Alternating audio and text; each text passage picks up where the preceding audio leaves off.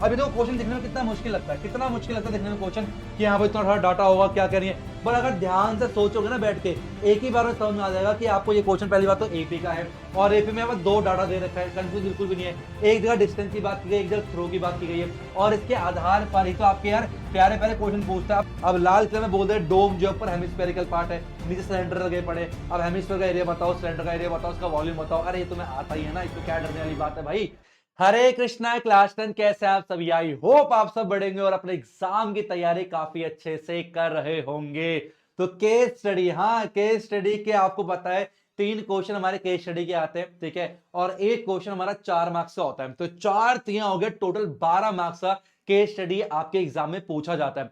और मैं आपको बता दूं जो 3 क्वेश्चन है सबसे ज्यादा चांस होते हैं हमारे पास चैप्टर नंबर 9, कौन सा हमारे पास ट्रिग्नोमेट्री हाइट एंड डिस्टेंस हो गया, चैप्टर नंबर 5 अर्थमेटिक प्रोग्रेशंस हो गया, है ना, और आपका सर्कल से भी केस स्टडी आपका आ सकता है, आपका सरफेस एंड वॉल्यूम से भी केस स्टडी आ सकता है, ये कुछ, और चैप्टर नंबर 7। तो ये 4-5 चैप्टर जहां पर ना सबसे ज्यादा चांस होते हैं आपके केस स्टडी आने के।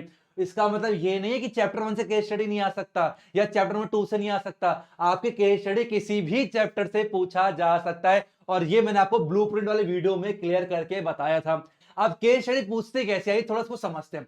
केस स्टडी में होता है क्या ना, आपके पास एक डाटा दे रखा होता है, ठीक है, उस डाटा से रिलेटेड आपसे क्वेश्चन पूछे जाते हैं। अब डाटा इतना बड़ा लगता है यार सर, इतना बड़ा क्वेश्चन पूछ लिया, भाई इतना बड़ा क्वेश्चन नहीं होता, उसमें जो स्टार्टिंग 4-5 लाइन तो हमारे काम की नहीं होती, हमारी जो इन्फॉर्मेशन केवल दे रखा है जनरल नॉलेज के तौर पे कि ऐसा होता है वैसा होता है, बिल्डिंग शेप की होती है ना, या फिर आपके पास कोई नॉलेज दे दिया इस तरीके से, वो हमारे काम का नहीं होता। जो काम का होता है वो नीचे होता है, और उसको ध्यान से रीड करते हैं, उससे रिलेटेड हमसे कुछ क्वेश्चन, 4 क्वेश्चन आपसे पूछे जाते हैं, और वो 4 क्वेश्चन बहुत हवा नहीं होते भाइयों, वो बहुत ही आसान क्वेश्चन होते हैं। अगर आपने नॉर्मल एनसीईआरटी भी सॉल्व करे ना, तो आप उस क्वेश्चन को बड़े आराम से कर सकते हो। वीडियो में आगे जाने से पहले आप लोगों को जितने भी डाउट्स निकल के आते हैं, ये सब चीजें मैं तभी पता लगा पाता हूं जब आप लोग मुझसे कनेक्ट करते हो।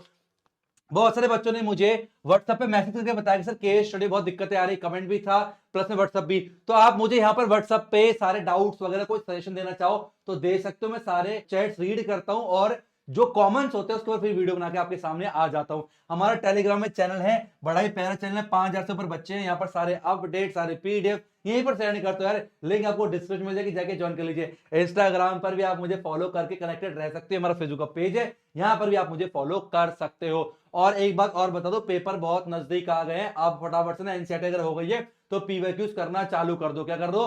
पीवाईक्यूज, क्योंकि प्रीवियस ईयर क्वेश्चन करना बहुत जरूरी है। जो आपके 2 मार्क्स के, 3 मार्क्स के और 5 मार्क्स जो क्वेश्चन है ना, वो आपके मैक्सिमम पीवाईक्यू से आने वाले हैं। और अगर आप सोचो पीवाईक्यूज कहां से करें, तो आप ये जो बुक है शिवदास पब्लिकेशन की लास्ट 7 ईयर, ये किताब से अपने पीवाईक्यूज की प्रैक्टिस कर सकते हो अपने एग्जाम के लिए। सॉल्यूशन काफी अच्छे हैं, मैंने जितने भी क्वेश्चन लिए पीवाईक्यूज के वो सारे इसी किताब से लिए। इसकी बाइंग परचेसिंग लिंक जो है मैं आपको डिस्क्रिप्शन पे दे दूंगा, वहां पर जाके आप इसे ऑनलाइन परचेस कर सकते हो। तो अब हम करने क्या वाले, बिल्कुल ध्यान सुनना। पहले मैं आपको ना चैप्टर वाइज केस स्टडी दिखाने वाला हूं, समझाने वाला हूं किस प्रकार के क्वेश्चन आपके केस स्टडी से पूछे जा सकते हैं। उसके बाद वीडियो के एंड में हम लोग कुछ केस स्टडी, 1-2 केस स्टडी के प्रॉब्लम को सॉल्व करेंगे, जहां पर प्रॉपर मैं आपको अप्रोच बताऊंगा कि कैसे आपको शॉर्ट तरीके से सॉल्व करना होता है। इसलिए वीडियो को एंड तक जरूर देखना। चैनल पे नए हो, चैनल को सब्सक्राइब नहीं किया, चैनल को सब्सक्राइब कर लेना। मैं नहीं चाहता ऐसी कोई भी इंपॉर्टेंट वीडियोस ना आपसे मिस हो। अब जो आपको आपके स्क्रीन के ऊपर दिखाई दे रहा है, ये पीडीएफ मैंने बनाई है। यहां पर मैंने आपको chapter wise 2-2 case study provide करे हैं। आइए इनके ऊपर थोड़ा सा देखते हैं, ये फ्रंट पेज का होने वाला है, और जैसे कि आपका चैप्टर नंबर 1 है। अब चैप्टर 1 में किस प्रकार केस स्टडी आप साफ साफ देख सकते हो कि एक सेमिनार हमारे पास बनाया गया, जहां पर ना हिंदी के, इंग्लिश के और मैथमेटिक्स के जो पार्टिसिपेंट्स हैं वो दे रखा 60, 84 और 108। तो यहां पर ना आपका एलसीएम और एचसीएफ वाले क्वेश्चन बनते हैं केस स्टडी में, कि इसका एलसीएम क्या होगा, इसका एचसीएफ क्या होगा, कितने रूम्स लगेंगे। तो एलसीएम और एचसीएफ से रिलेटेड क्वेश्चन आपके केस स्टडी के बन सकते हैं चैप्टर नंबर 1 से। अब आज के ना आपको क्या करना है, ये 2 क्वेश्चन दे रखे हैं, इन 2 क्वेश्चन को आपने सॉल्व करना है, और सॉल्व करके आप यहां पर अपने आंसर को चेक कर सकते हैं कि आपने सही करा है या गलत करा है। अब आइए बात करते हैं, जैसे कि यहां पर देखो सेकंड क्वेश्चन, देखो सेकंड केस स्टडी। अब ना यहां पर क्या, यहां पर क्वेश्चन पूछा गया कि if the product of two positive is equal to the product of HCF and LCM then find HCF, इसका HCF निकालिए, जो कि नॉर्मल क्वेश्चन होता है। यहां पर देखिए if P and Q are positive integers, ठीक है, तो और P दे रखा है AB स्क्वायर और Q दे रखा है A स्क्वायर B, तो क्या एलसीएम निकालो। अब ये जो क्वेश्चन बेसिक्स क्वेश्चन जो कि आप एनसीईआरटी में करते आ रहे हैं, तो कोई भी डरने वाली बात नहीं है, और इसके आंसर आपको यहां पर दे रखे हैं, आप इसको आराम से चेक कर सकते हो। अब चैप्टर नंबर 2 की बात करते हैं। चैप्टर 2 में कैसे केस स्टडी आप क्या आ सकते हैं। चैप्टर में क्या है, कोई भी आपको ना एक बिल्डिंग दे देगा, डायग्राम दे देगा जो कि आपके पैराबोला के शेप का होगा, और इसमें पैराबोला के शेप में आपसे जीरोस पूछ लेगा। आपसे कोई जैसे इस पर यहां पर क्वेश्चन दे रखा है कि क्वाड्रेटिक पॉलिनोमियल बताओ जिसके जीरोस दे रखे हैं। ये बेसिक क्वेश्चन जो कि 2-3 मार्क्स में आपके नॉर्मली भी आते हैं, तो उन्हीं क्वेश्चन को इसके अंदर डाल दिया। बस कहना ये डाटा जो है,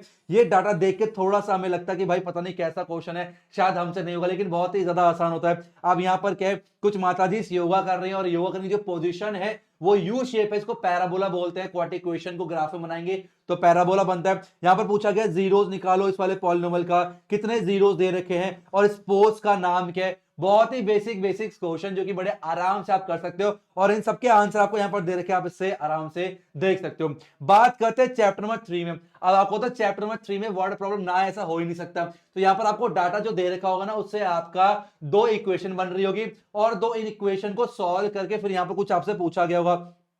फॉर एग्जाम्पल यहां पर देखो बोला गया सिटी ए में 10 किलोमीटर चलने के 75 रुपए हैं, 15 किलोमीटर चलने के ये 110 रुपए, ये कुछ डाटा दे रखा है, और इस डाटा के आधार पर आपसे पूछा गया है कि अगर फिक्स चार्ज ऑटो का x है और running charge y kilometre per hour है तो लीनियर इक्वेशन बनाइए। फिर बोला गया कि अगर मान लो पहला पर्सन कोई 50 किलोमीटर चलता है तो कितना पैसा उसे देना पड़ेगा। तो यहाँ पर डाटा उसने दे दिया है, अब उससे रिलेटेड आपसे 2 इक्वेशन बनवा के क्वेश्चन पूछ लेगा चैप्टर नंबर 3 में। और सेम चैप्टर नंबर 4 में भी आपका क्या है, क्वेश्चन आता है वर्ड प्रॉब्लम का। तो यहां पर आप क्वेश्चन साफ साफ देख सकते हो, जो क्वेश्चन 1 है वर्ड प्रॉब्लम का ना, ये क्या पूछा है कि एक पैसेंजर है while boarding a plane slipped, stair से गिर गया है जिसके कारण उसको इमरजेंसी में मतलब नीचे पहुंचाना पड़ा।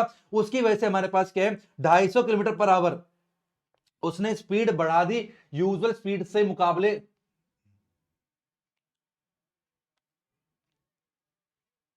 ऐसी चैप्टर नंबर 4 देखिए, इसमें भी क्या आता है अपने वर्ड प्रॉब्लम से रिलेटेड क्वेश्चन पूछता है। ये क्वेश्चन रीड करते हैं कि a passenger while boarding a plane slipped from the stairs and got hurt, the pilot took the passenger to the emergency clinic at the airport for treatment. ये simple question बनता है, पता है आपको, normal question को बनाया case study. यहां पर due to this plane got delay by half an hour, तो मतलब उस बंदे को उतारने के लिए, मतलब क्लिनिक पहुंचाने के लिए आधा घंटा जो है डिले वहां पर हो गया। तो टाइम से पहुंचने के लिए उसने अपनी स्पीड को 250 किलोमीटर पर आवर की स्पीड से बढ़ा दी। तो यहां पर फिर इंफॉर्मेशन दे दी इस तरीके से। अब सिंपल यहां पर क्या आपने इक्वेशन बनानी, क्वाड्रेटिक इक्वेशन, और क्वेश्चन पूछा कि भाई यूजुअल स्पीड क्या थी, कितना इंक्रीज बढ़ा दे गया, इक्वेशन बनाओ। सिंपल क्वेश्चन, 3 क्वेश्चन जो कि नॉर्मल होते हैं, 1 मार्क्स से क्वेश्चन, 2 क्वेश्चन 1 मार्क्स से और 1 क्वेश्चन 2 मार्क्स से, टोटल 4 मार्क्स से क्वेश्चन आपके यहां पर पूछता है। सेम यहां पर भी सेम इसी प्रकार का आपका स्पीड वाला क्वेश्चन ही लिया जाएगा अगर चैप्टर 4 से केस स्टडी बनता है तो। और चैप्टर 5 से तो सबसे ज्यादा चांस है केस स्टडी बनने के। और चैप्टर 5 में क्या है, एबी बन रही होती है, 2 ही फॉर्मूले होते हैं, एक एएन वाला एक एसएन वाला, इन दोनों को सॉल्व करके बड़े आराम से आप चीजों को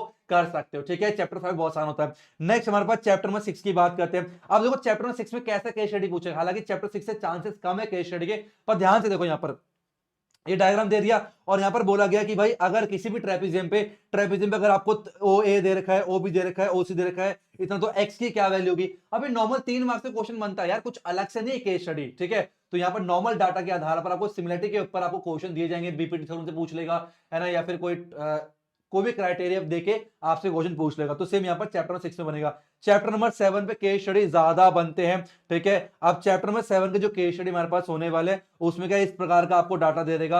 यहाँ पर आपको कोऑर्डिनेट्स निकालने होते हैं, फिर आप डिस्टेंस निकालोगे, है ना, डिस्टेंस फॉर्मूला से या सेक्शन फॉर्मूला से कोई बीच में आ गया सेंट्रोइड निकालना पड़ेगा, ये सारी चीज करोगे इसमें। अब सारे क्वेश्चन के आंसर आपको दे रखे, सबसे अच्छी बात ये, कोई भी ऐसे क्वेश्चन सॉल्व मत करा करो इसके आंसर नहीं है, भाई किससे पूछोगे सही है गलत है, इसलिए उन्हीं क्वेश्चन की प्रैक्टिस क्या करो जिनके आंसर आपको दे रखे हैं। अब हम आगे बात करते हैं चैप्टर नंबर 8 ट्रिग्नोमेट्री की। हालांकि ट्रिग्नोमेट्री चांसेस बहुत कम है, चैप्टर नंबर 9 से ज्यादा है, तो ट्रिग्नोमेट्री से क्वेश्चन बहुत कम पूछे जाएंगे मेरे हिसाब से। ठीक है, तो नॉर्मल क्वेश्चन है, डाटा दे रखा है, और कॉस आर कितना होगा, cos P minus cot P कितना होगा, sine square P plus cos square P, simple question यहाँ पर पूछे गए, इनके आंसर आप यहाँ पर वेरीफाई आराम से कर सकते हो। ठीक है, चैप्टर नंबर 9 की बात करें, यहां से सबसे ज्यादा चांस है आपके केस स्टडी पूछे जाने का। ठीक है, तो इसको आराम से रीड करना है, इसका प्रॉपर डायग्राम बनाना है। डायग्राम को बनाने के बाद उसके बाद नॉर्मल जो क्वेश्चन पूछे जाते हैं हमसे चैप्टर्स में, वैसे क्वेश्चन यहाँ पर पूछ रहा होगा। अब बात करते हैं केस स्टडी कौन से, चैप्टर नंबर 10 सर्कल्स की बात करते हैं। तो सर्कल्स में भी ऐसे आपको ये दे रखा है, इस तरीके को डायग्राम दे देगा भाई। झूला है, झूले में सर्कल बन रहा है, ठीक है, कोई टेंजेंट आ गया, ये एंगल 30 डिग्री का है और नॉर्मल क्वेश्चन है ये आपका नॉर्मल क्वेश्चन बनता है। सुपर 30 में मैंने लिया है इस क्वेश्चन 3 मार्क्स का, ठीक है, पर यहाँ पर केस स्टडी बना दी जबरदस्ती की। ठीक है, तो इस तरह के क्वेश्चन आपके एग्जाम में आता है, डरा मत करो, सिंपल ही क्वेश्चन बनेंगे। चैप्टर 9 का, चैप्टर नंबर 5 एपी का, चैप्टर नंबर 12 हो गया है ना, और चैप्टर नंबर अपना 6 हो गया, चैप्टर 5, इन सब क्वेश्चन की अच्छे से प्रैक्टिस करना, ज्यादा यहां से पूछे जाएंगे चैप्टर 7 भी। ठीक है, और इनके यहाँ पर आंसर दे रखे, और सेम ऐसे आपको चैप्टर नंबर यहाँ पर एरिया रिलेटेड सर्कल, यहाँ पर क्या आपके पास एरिया ऑफ सेक्टर निकालिए, है ना, माइनर आर की लेंथ कितनी होगी, मेजर आर की लेंथ कितनी होगी, सेगमेंट का एरिया कितना होगा, यही सब रिलेटेड क्वेश्चन यहाँ पर पूछा आपसे जाएगा। और केस स्टडी की बात करें यहाँ पर सरफेस एरिया वॉल्यूम से, तो कोई भी आपको डाटा दे देगा, बोलेगा भाई बर्ड बात है, इस बर्ड बात का आपको क्या टोटल सरफेस एरिया निकालना है, वॉल्यूम निकालना है, बस उससे रिलेटेड 3-4 क्वेश्चन सिंपल सिंपल आपसे पूछे जाएंगे। बस ये जो डाटा है ना, ये आपका काम का इतना नहीं है, बस क्या काम का इतना डाटा आपका काम का दे रखा है। अब इसको रीड करने के चक्कर में क्या होता है, बहुत ज्यादा टाइम वेस्ट हो जाता है। अब ये बर्ड वाला बात जो क्वेश्चन आपको बताइए कहां से, ये आपके एनसीईआरटी का एग्जांपल का क्वेश्चन है, इसको यहाँ पर केस स्टडी बना दिया गया, और ऐसे ही आपके केस स्टडी आपके एग्जाम में आएंगे। और सेम अबे रेड फोर्ट है ना हमारा, कुतुब मीनार है ना, नहीं सॉरी, ये लाल किला, ठीक है, ये आपका रेड फोर्ट है, लाल किला है। ठीक है, अब लाल किला में बोलते हैं डोम जो ऊपर हेमिस्फेरिकल पार्ट है, नीचे सिलेंडर लगे पड़े। अब हेमिस्फेयर का एरिया बताओ, सिलेंडर का एरिया बताओ, उसका वॉल्यूम बताओ। अरे ये तुम्हें आता ही है ना, इसमें क्या डरने वाली बात है भाई। और यहां पर कैसे आपके चैप्टर 14 और चैप्टर 15 के केस स्टडी, चैप्टर 15 में केस स्टडी कैसे आएंगे आपके आएंगे पत्तों में से आ सकता है ना, प्लेइंग कार्ड्स हो गया, या फिर नॉर्मल आपको कोई भी डाइस वगैरह से क्वेश्चन आपके एग्जाम में आ सकते हैं। इस पीडीएफ की लिंक मैं आपको डिस्क्रिप्शन में दे दूंगा, इन सबके सॉल्यूशन दे रखे। पीडीएफ बनाने में बहुत मेहनत लगती है, जितना हो सके उतना शेयर करना। अगर चैनल को सब्सक्राइब नहीं किया, चैनल को सब्सक्राइब कर देना। ये पीडीएफ आप डाउनलोड कर लो, लेकिन अभी जाना नहीं है, अभी आपको जाना नहीं है। अभी हम क्या करेंगे, मैं आपको एक क्वेश्चन लेके बताता हूं, ठीक है, एक क्वेश्चन हम केस स्टडी का लेते हैं और मैं आपको समझाता हूं कि इस क्वेश्चन को किस प्रकार से आप बड़े आराम से शॉर्ट तरीके से कर सकते हैं। तो आइए चलते हैं पहले क्वेश्चन की तरफ, जो कि ये रहा आप सभी के स्क्रीन के ऊपर। ध्यान सुन लो, इसी प्रकार का कुछ लंबा चौड़ा सा क्वेश्चन आपके एग्जाम में आ जाता है भाई। अब बच्चे सोचते इतना बड़ा क्वेश्चन तो इतना बड़ा बड़ा आंसर होगा या टाइम वेस्ट बहुत होगा, हमें समझ नहीं आएगा। अरे आसान है, इसमें से 4-5 लाइन तो फालतू की होती है, केवल सीबीएसई चाहती है अपना थोड़ा टाइम पास कर लो। खेल जो है ना वो मुश्किल क्वेश्चनों का नहीं है, एग्जाम में टफ पेपर नहीं आता, कोई सा भी पेपर उठा के देख लो, सारा का सारा खेल होता है टाइम मैनेजमेंट का, कि आप 38 क्वेश्चन 3 घंटे के अंदर कैसे फटाफट से सारे करते हो। तो सीबीएसई चाहती है कि कोई बड़ा क्वेश्चन दे दूं, है ना, कुछ इस प्रकार का क्वेश्चन जहां पर आप फंसो, आप टाइम वेस्ट करो। ठीक है, तो आइए समझते हैं, अगर ऐसा क्वेश्चन आपके एग्जाम में आता है तो क्या करना है। बिल्कुल डरने की बात तो बिल्कुल भी नहीं है। ठीक है, तो सबसे पहले हमें क्या, प्यार से हमने इसको रीड करना। आइए थोड़ी इंफॉर्मेशन लेते हैं। ठीक है, पहले क्या बोला गया, हमारे पास एक लड़की है, इनका नाम है मनप्रीत कौर। ठीक है, मनप्रीत कौर जो है ये एक नेशनल रिकॉर्ड होल्डर है, किसमें, शॉर्ट पुट में। अब मुझे नहीं पता ये गेम कौन सा, ठीक है, ये गोला कुछ हाथ के हाथ में, हमने तो केवल क्रिकेट ही सीखा। ठीक है, अब ऐसे ऐसे गेम मैंने तो आज तक नहीं खेले। ठीक है, इसे हिंदी में क्या बोलते हैं मुझे कमेंट बॉक्स में बताना, अगर आप लोगों ने खेला तो बताना। ठीक है, तो इनमें ये क्या है, नेशनल रिकॉर्ड होल्डर है। ठीक है, okay, her throw of 18.86 not 18.86 metre at the Asian Grand Prix in 2017। अच्छा जी, ठीक है, समझ गया, आगे बताओ, है ना। तो एक गेम है एशियन लेवल पर, इसका नाम है एशियन ग्रैंड प्रिक्स। 2017 में इन्होंने 18.86 इतना डिस्टेंस जो है ये फेंका था, और ये डिस्टेंस जो है आज तक का सबसे बड़ा डिस्टेंस है जो कि फेंका गया है किसी भी फीमेल एथलीट द्वारा। ये भी अभी तक हमारे कोई काम का था ही नहीं, सिर्फ रीड करना। अच्छा ठीक है, फिर आगे बताओ। तो इनको keeping her as a role model, तो इनको रोल मॉडल मानते हुए एक लड़की है जिसका नाम है Sanjeeta, is determined to earn gold in Olympics. उन्होंने सोचा कि एक दिन मैं भी भारत के लिए ओलंपिक्स में गोल्ड मेडल लेके आऊंगी। बहुत अच्छी बात है, ऐसा हमें सोचना चाहिए। ठीक है, सोचेंगे तब तो करेंगे ना। तो इनिशियली हर थ्रो रीच्ड 7.56 ओनली, स्टार्टिंग में वो केवल जो है 7.56 मीटर ही वो फेंक पाती हैं। मतलब इनको देखो 18.86 इन्होंने फेंका था, किनका नाम, मनप्रीत कौर ने। अब ये केवल 7.56 ही फेंक पाती हैं। ठीक है, okay. Being an athlete in school she regularly practice both in the morning and evening. ये एथलीट होने के कारण सुबह भी और शाम में भी प्रैक्टिस करते हैं। इनको पता है प्रैक्टिस करने से ही सारी चीजें होती है, चाहे वो मैथ में क्वेश्चन हो, प्रैक्टिस करने से इंप्रूवमेंट होती है। ठीक है, और फिर able to improve the distance by 9 centimetre every week. तो हर हफ्ते जो है अपना जो डिस्टेंस है फेंकने का, जो कि इनिशियल इनका 7.56 है, वो हर हफ्ते प्रैक्टिस करने के बाद 9 सेंटीमीटर दूर फेंक पा रही हैं। ठीक है, बहुत अच्छी बात है, इंप्रूवमेंट हो रही है प्रैक्टिस करने से।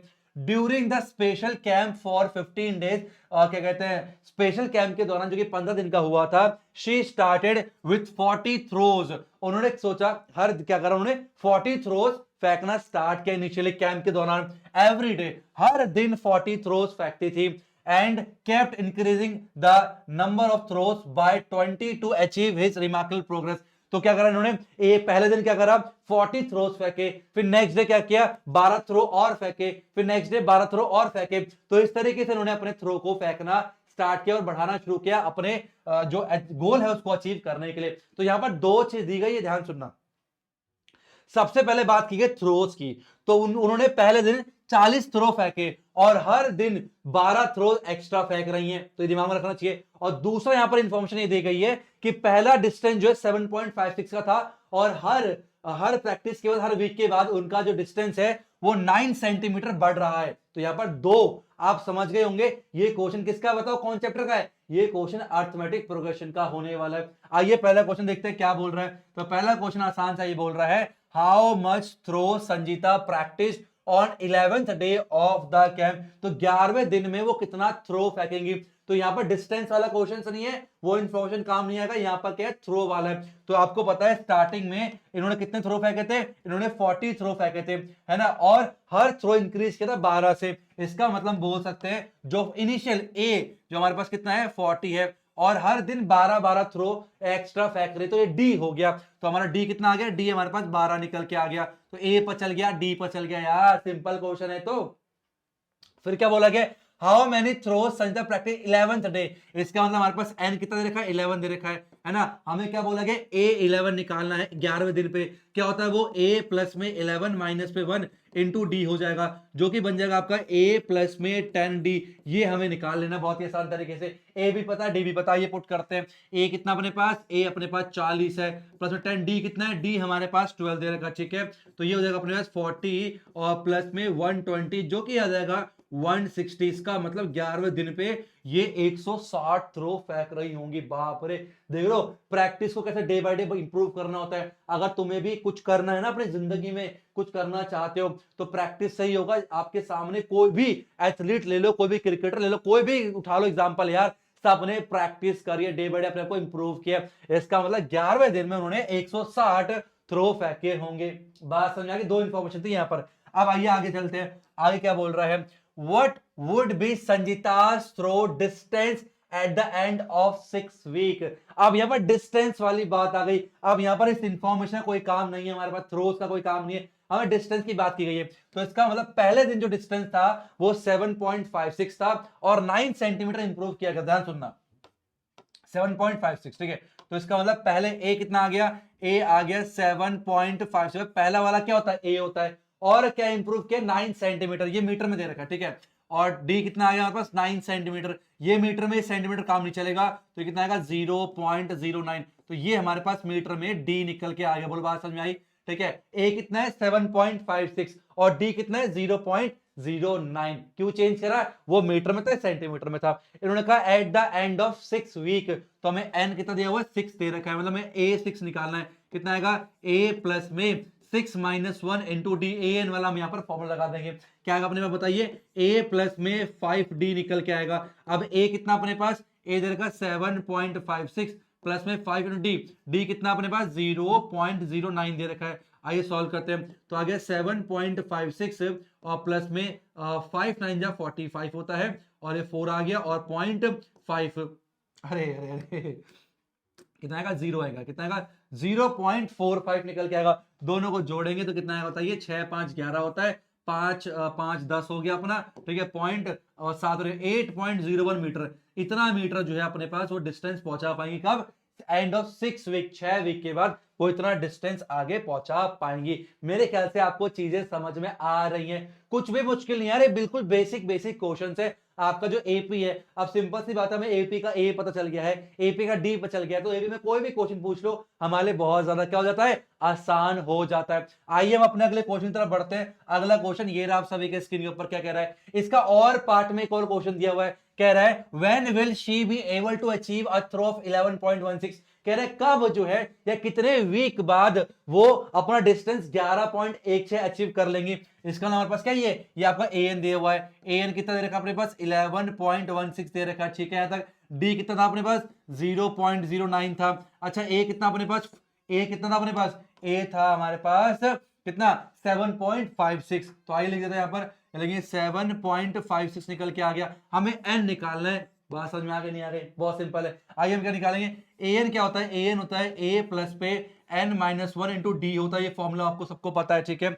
तो एन कितना हमारे पास 1.16 इज इक्वल टू ए कितना है 7.56 है, और प्लस पे n minus 1 into d, d कितना दे रखा है हमारे पास, ये है 0.09। ध्यान सुनना कैसे कैलकुलेशन करना, ठीक है। तो आ गया 11.16 माइनस में 7.56 इज इक्वल टू हो जाएगा अपने पास n माइनस 1 मल्टीप्लाई बाय 0.09, ठीक है यहां तक। अब हम माइनस करेंगे, 6 में से 6 किया तो 0 निकल के आएगा, और 11 में से 5 गया 6 निकल के आएगा, और 10 में से 7 गया तो 3 निकल के आएगा, 3.6 आ गया, ठीक है।